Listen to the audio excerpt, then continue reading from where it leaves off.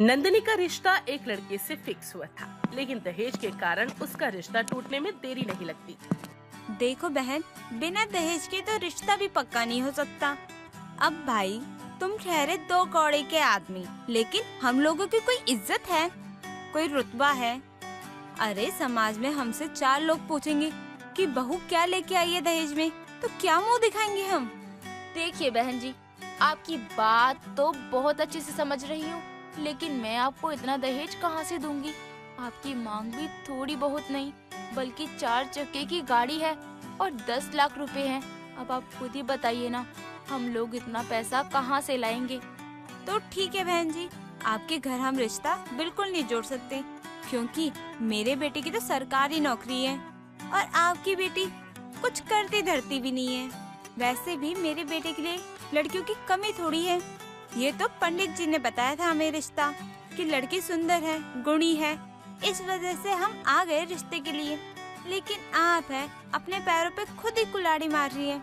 चलो रहने दो, छोड़ो।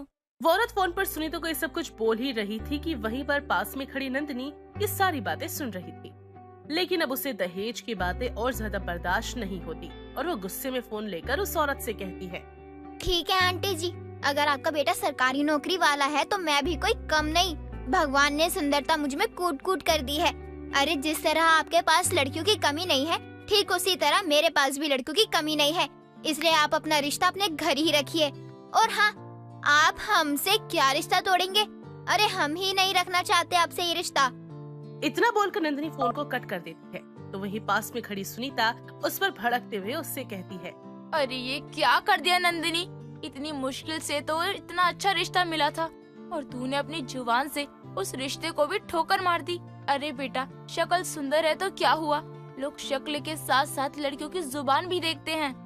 देखते होंगे माँ, और आपको भी ये बात बहुत अच्छे से पता है कि मैं किस लहजे में बात करती हूँ। लेकिन अगर मेरा लहजा उन लोगों के लिए खराब हो रहा है जो दहेज के लालची हैं, तो मैं वो बदतमीज ही सही हूँ। लेकिन मेरी बच्ची, तेरी शादी की उम्र हो रही है। अगर तू ऐसे ही जिद करती रहेगी ना, तो तेरी शादी कैसे होगी बेटा? तो इसका मतलब यही है ना कि आप मेरी शादी के लिए कुछ भी करने को तैयार हो। देखिए, मैं उस घर में कभी नहीं जाऊंगी जो दहेज के लालची हो। अरे आज वो आपसे 4 चक्के की गाड़ी मांग रहे हैं, 10 लाख रुपए मांग रहे हैं, तो क्या पता कल को वो आपसे और कुछ भी मांग ले, तब कहाँ से लेकर आएंगे? माँ, इन दहेज के लालची से शादी करने से अच्छा है कि मैं कुंवारी ही रह लूं। इतना बोलकर नंदिनी वहाँ से चली जाती है। लेकिन सुनीता को अपनी बेटी की चिंता सता रही थी, क्योंकि नंदिनी की उम्र बढ़ती जा रही थी और सुनीता बढ़ती उम्र के साथ बीमार भी रहने लगी थी। सब कुछ देखकर वो काफी ज्यादा परेशान हो जाती है। अब शाम को सुनीता अपने हाथ में पूजा का थाल लिए मंदिर जाती है, आरती करती है। अरे अरे, क्या बात है सुनीता बहन, क्या हो गया, क्या दिक्कत है आपको? अरे काफी देर से आपको परेशान देख रहा हूँ और अब आप तो मंदिर में आरती किए जा रही हो। अरे भगवान को धरती पे लाकर मानोगी क्या? क्या दिक्कत है, क्या परेशानी है, मुझे बताओ। अब क्या ही बताऊं पंडित जी, ऐसा लग रहा है जैसे नंदिनी के पिताजी के जाने के बाद अब इस दुनिया में कुछ बचा ही नहीं है। अरे अरे बहन, ऐसा क्या हो गया? अरे कोई दिक्कत परेशानी है तो मुझे भी बताओ। अरे दुखों को बांटने से कम होता है। बताओ बताओ, क्या बात है, क्या है तुम्हारे दुखों का कारण? पंडित की बात सुनकर सुनीता अपनी आंखों में आंसू लिए उसे सारी बात बता देती है, जिसे सुनकर पंडित उसकी तरफ देखते हैं और प्यारी सी मुस्कान देते हुए सुनीता से कहते हैं, अरे हमारी नंदिनी तो वैसे ही इतनी सुंदर है, तुम्हें तो उसकी शादी की चिंता करनी ही नहीं चाहिए। तुम तो बेवजह परेशान हो रही हो। अरे नहीं नहीं, बात सिर्फ सुंदरता की नहीं है पंडित जी, बल्कि शादी की है। अरे जब से इसके पापा गए हैं, तब से मैंने अपने घर को किस तरह संभाला है, ये तो सिर्फ मैं ही जानती हूँ। और तो और मेरी बेटी ने कितने दुख काटे हैं, ये भी सिर्फ मुझे ही पता है। ये सब जानते हुए भी नंदिनी हर रिश्ते के लिए मना कर रही है। अच्छा अच्छा, अगर ऐसी बात है सुनीता बहन, तो तुम चिंता त्याग दो, क्योंकि तुम भगवान के दर पर आई हो और भगवान से तुमने इच्छा मांगी है। अब भगवान तो तुम्हारी सुनेंगे, और जब तुम भगवान से मांग रही हो तो मैं तो भगवान का दास हूँ, तो ये काम करना मेरा फर्ज बनता है। तो अब से तुम अपनी बेटी की सोच त्याग दो, क्योंकि अब से वो मेरी बेटी है। उसके लिए एक अच्छा, सुंदर, सुशील वर ढूंढ के लाऊंगा। अब उसके लिए दुल्हा ढूंढने की बारी अब मेरी है। अब वो मेरी बेटी जैसी है तो उसके लिए एक अच्छा वर मैं लेकर आऊंगा। अब तो तुम अपनी सारी चिंता त्याग दो और घर जाकर अब बिस्तर तान के आराम से सो जाओ। अब मेरा मतलब है घर के काम वाम करो। और वैसे भी अब प्रभु ने कहा है चिंता चिता समान, तो चिंता मत करो, जो होगा वो प्रभु देखेंगे। पंडित की बात सुनकर सुनीता अपने घर चली जाती है। समय गुजरता है। ऐसे एक दिन पंडित सुनीता के घर आते हैं। पंडित को देख सुनीता उन्हें अंदर आने को कहती है। अरे पंडित जी, आप आइए आइए, अंदर आइए। नंदिनी बेटा, पंडित जी के लिए जरा चाय नाश्ते का इंतजाम कर। जी ठीक है माँ, मैं अभी पंडित जी के लिए चाय और नाश्ता लेकर आती हूँ। इतना बोलकर नंदिनी किचन में जाकर चाय बनाने लगती है। तो वहीं पंडित अपने झोले में से एक फोटो निकालते हैं और सुनीता को देते हुए कहते हैं, ये देखो बहन, ये सुंदर, सुशील और एक योग्य वर का फोटो लेकर आया हूँ। अरे हमारी नंदिनी के लिए। अरे बहुत अच्छा लड़का है, माँ बाप का इकलौता है, अमीर है अमीर। अरे हमारी नंदिनी जाएगी तो राज करेगी। अरे वाह, ये तो बहुत अच्छी बात है। लड़का करता क्या है? अरे क्या करता है, क्या पूछ रही हो? अरे ये पूछो क्या नहीं करता। अरे खुद का बिजनेस है उसका। 12वीं पास करी है उसने। उसके पिताजी इस दुनिया में नहीं है और उसके पिताजी के जाने के बाद उसने अपनी पढ़ाई छोड़कर कारोबार में हाथ लगाया और कारोबार अब बहुत अच्छे से संभाल रहा है। बिजनेसमैन बन चुका है। अरे लड़के का नाम मोहित है और उसने हाँ कर दिया बहन। पंडित ये सब कुछ बोल ही रहे थे कि तभी हाथ में चाय लिए नंदिनी आती है और चाय को टेबल पर रखते हुए कहती है, माफ करना पंडित जी, लेकिन अमीर घर के रिश्ते आते तो हैं, लेकिन उनकी मांग इतनी होती है कि हम उनकी मांग पूरी नहीं कर सकते हैं। और जिस तरह का आप रिश्ता लेकर आए हैं, उससे तो साफ जाहिर होता है कि ये लोग दहेज कुछ ज्यादा ही मांगेंगे। नंदिनी, तू चुप नहीं हो सकती क्या? जब देखो तब बीच में बोल देती है। अरे मैंने तुझे बड़ों के बीच में बोलना सिखाया है क्या? माना कि इस घर के फैसलों में तेरी रजामंदी जरूरी है, लेकिन इसका मतलब ये तो नहीं है ना बेटा कि तू इस घर के हर फैसले में टांग अड़ाएगी। अरे अरे सुनीता बहन, बच्ची को बोलने तो। अरे बिल्कुल सही बात बोली है उसने। अरे उसके जीवन का सवाल है और आप अपनी बेटी दे रही हो तो आपको सोच समझ के शादी करवानी चाहिए। और वैसे भी अरे कपड़ा लेने से पहले 100 बार आदमी सोचता है, बेटी देने समय ध्यान नहीं देता।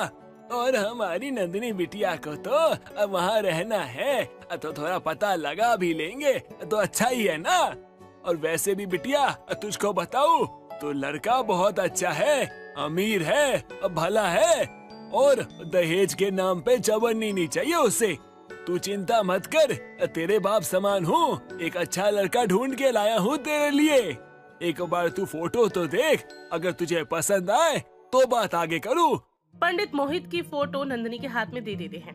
नंदिनी को भी मोहित की फोटो पसंद आती है और इस तरह अगले दिन मोहित अपनी माँ कुंती और नेहा के साथ, यानी कि अपनी बहन के साथ नंदिनी को देखने आता है। नंदिनी अपने हाथ में चाय का ट्रे लेकर पर्पल साड़ी पहने, माथे पर एक काली बिंदी लगाए तैयार होती है और आती है। अरे भाई, हमें तो हमारी होने वाली बहू बहुत पसंद है। हमारी तरफ से तो ये रिश्ता पक्का समझिए और आप भी बता दीजिए आखिर आपकी क्या ख्वाहिश है। बहन जी, आपकी तरफ से रिश्ता पक्का है तो हमारी तरफ से भी रिश्ता पक्का ही समझो। वो बात तो ठीक है आंटी जी आपकी, लेकिन भैया और भाभी को अकेले में बात तो करने दीजिए। वैसे भी आजकल का जमाना है कि अगर दो इंसान की शादी हो रही है तो उन दोनों की बात हो जानी चाहिए शादी से पहले। इससे उनकी अंडरस्टैंडिंग बढ़ जाती है। नेहा बात तो बिल्कुल सही कह रही है। सुनीता बहन, नंदिनी बेटा, तुम्हें मेरे बेटे मोहित से कुछ पूछना है तो तुम पूछ सकती हो, कोई दिक्कत नहीं है हमें। अब मैं क्या बात करूं आंटी जी, जो माँ को पसंद है वो मुझे भी पसंद है। हाँ माँ, ये बिल्कुल सही कह रही हैं। आपको जो सही लगे वो करना। चलो भाई, अब तो रिश्ता पक्का ही है। अच्छा बहन जी, हम चलते हैं। बहुत जल्द शादी की डेट फिक्स करके सीधा आपके घर बारात लेकर आएंगे। लेकिन बहन जी, आप लोगों ने तो दहेज की कोई बात ही नहीं की थी। सुनीता बहन जी, हमें दहेज में 1 रुपया नहीं चाहिए। अरे आप अपनी लड़की को 2 जोड़े कपड़ों में ही विदा कर देना, हम आपकी बेटी को स्वीकार कर लेंगे।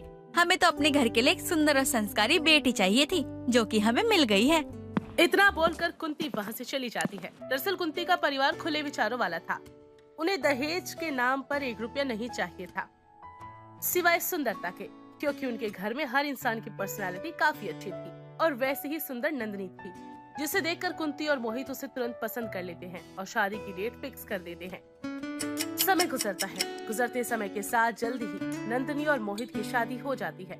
शादी के अगले दिन नंदिनी का मुंह दिखाई की रस्म की जाती है और इस मुंह दिखाई में सभी लोग नंदिनी की सुंदरता की बहुत तारीफ करते हैं। मानना पड़ेगा कुंती, तेरी पसंद को। अरे तू बहू नहीं बल्कि कोहिनूर का हीरा लेकर आई है। देख तो कितनी सुंदर लग रही है तेरी बहू। अरे इसके चेहरे पर तो मेकअप भी कोई असर नहीं करने वाला। अरे सही कह रही हो बहन तुम। कुंती बहन की ना बहू लाखों में एक है। अरे अपनी बहू और अपनी बहू की सुंदरता दोनों को संभाल के रखना। अरे भाई मोहित को तो जन्नत की परी मिल गई है। औरतों की बातें सुनकर सभी लोग हंसने लगते हैं। समय गुजरता है। गुजरते समय के साथ अब नंदिनी सब कुछ अच्छे से संभाल रही। हर कोई उसे बेहद प्यार करता, सिवाय उसकी ननद नेहा के। और ऐसे ही एक दिन, भाभी मुझे बहुत लेट हो रहा है, आपने अब तक नाश्ता नहीं बनाया सुबह का। ननन जी आप गुस्सा मत कीजिए, आप मुझे 10 मिनट का समय दीजिए, मैं आपका सुबह का ब्रेकफास्ट अभी तैयार कर देती हूँ। सब जानती हूँ मैं भाभी, आपकी सुंदरता कम ना हो जाए इसलिए आपको पसंद नहीं है ना किचन में जाना। आप तो बस यही सोच रहे होगे कि नौकर घर का खाना बना दे, पर ऐसा होने वाला नहीं है भाभी। इस घर में सिर्फ आराम फरमाने के लिए नहीं लाया आपको, आपको सारा काम करना पड़ेगा घर का, इसलिए लाए हैं। लेकिन नेहा मैंने काम करने से मना कब किया? हाँ माना कि आज उठने में थोड़ा लेट हो गया, लेकिन इसका मतलब ये नहीं कि मुझे काम करने में आलस आता है। अरे घर के काम तो मैं इतना करती हूँ ना। घर में शोर होता देख कुंती वहाँ पर आती है। नंदिनी को कुछ ना कहते हुए वो नेहा के ऊपर भड़क पड़ती है, जिसके बाद नेहा बिना कुछ खाए पिए घर से निकल जाती है और समय का पहिया यूं ही चलता है। ऐसे ही दिन नेहा की सहेली नेहा के घर आती है और वो नंदिनी को देखती है तो कहती है, यार नेहा वो कौन थी? क्यों, तुझे क्या करना है? अरे नहीं यार, मुझे थोड़ी ना कुछ करना है। मैं तो बस उसकी ना ब्यूटी देख रही थी, उसका फेस कितना ग्लो कर रहा है ना। और हमें देख लो, कितना भी मेकअप कर लो, लेकिन चेहरे पे तो ग्लो आता ही नहीं है। लेकिन उस लड़की के चेहरे पे ना बहुत ही ज्यादा ग्लो था। वो मेरे घर की नौकरानी है। नेहा ये बात बोली रही थी कि तभी वहाँ पर कुंती आ जाती है और नेहा की बात को काटते हुए कहती है, क्या बात है सीमा बेटा, बहुत दिन बाद दिखाई दी है। अरे कहाँ चली गई थी? भैया की शादी में भी नहीं आई तुम। माफ कीजिएगा आंटी जी, वो ना मैं किसी काम से ना गांव चली गई थी, जिस वजह से ना मैं भैया की शादी में नहीं आ पाई। अच्छा वैसे अब मुझे मिलवा दो ना भाभी से, आखिरकार कहाँ है मेरी भाभी? बेटा अभी जिसकी झलक तूने देखी थी ना, वो तेरी भाभी है। लेकिन नेहा ने ये कहा था कि वो इस घर की नौकरानी है। अरे बेटा वो नौकरानी नहीं है बल्कि बहू है इस घर की। नेहा की तो आदत है दूसरों की सुंदरता से जलने की। नेहा, ये जो मैं सुन रही हूँ और ये जो आंटी बोल रही हैं, क्या ये सच है? पता नहीं, लेकिन मुझे भाभी की सुंदरता देखकर तो बहुत जलन होती है, क्योंकि पहले तो ये सबसे सुंदर घर में मैं थी, लेकिन जब से भाभी आई है मेरी तो कोई वैल्यू नहीं रह गई घर में। अब हर कोई घर में भाभी की सुंदरता की तारीफ करता रहता है, जैसे कि मैं इस घर में अब रही ही नहीं। मैं घर के लिए कुछ भी कर लूं, पर जब देखो भाभी की सुंदरता की तारीफ होती रहती है घर में। अब पहले जैसे कोई भी मुझसे प्यार नहीं करता, ये सब भाभी की वजह से है। इस भाभी की वजह से मेरी वैल्यू कम हो गई घर में, मैं उसे इज्जत कैसे दे दूं? नेहा की ये बात दूर खड़ी नंदिनी सुन लेती है और उसके पास आती है और प्यार से उसके सर पर हाथ फेरते हुए कहती है, मेरी प्यारी ननन जी, भले ही भगवान ने मुझे सुंदर बनाया है, लेकिन काबिलियत आप में भी बहुत है और हम लोग आपसे बेहद प्यार करते हैं। आपको लगता है ना कि हम आपसे प्यार नहीं करते, लेकिन ऐसा कुछ भी नहीं है। नेहा अपनी भाभी से नफरत करती थी, यहाँ तक कि नेहा ने कई बार अपनी भाभी को दूसरों के सामने नीचे दिखाने की भी कोशिश की। उसके बाद भी नेहा के प्रति नंदिनी हमेशा प्यार से ही पेश आती रही। अब नेहा को अपने लिए बहुत पछतावा होता है और अपनी भाभी से माफी मांगती है। इसके बाद नंदिनी नेहा को माफ कर देती है और इस तरह सभी लोग साथ में खुशी खुशी रहने लगते हैं। दोस्तों अगर आपको ये कहानी पसंद आई तो इसे लाइक करें, शेयर करें और कमेंट करके बताएं कि कहानी में आपको सबसे अच्छा क्या लगा।